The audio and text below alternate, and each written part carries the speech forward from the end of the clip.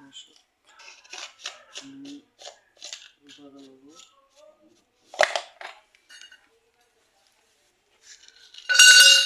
ডাইলের সোয়াগা এটা মাটির ঘিরে এটা হলো ভাঙ্গির উপর দিলাম আবার একটু করে সোয়াগা দিলাম দেওয়ার পরে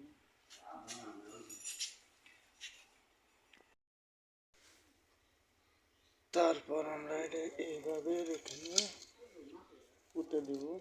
পুঁতে দেওয়ার পরে উপরে কয়লা দিয়ে চতুর সাইডেই মানে মাটির ইটা যেন ঢেকে যায়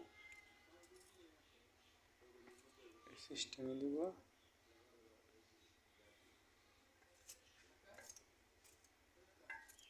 যাতে কোনো দিক দিয়ে যেন বাতাস না লাগে।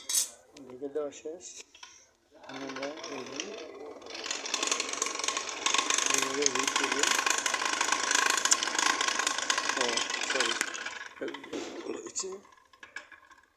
তো এটার ভিতরে আমরা ঢালবো।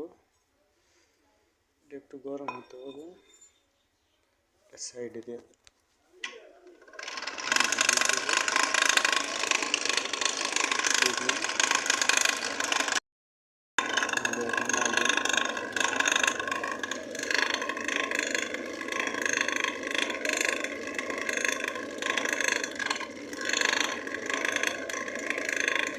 যেহেতু আমার মানে এটা কম ছোটো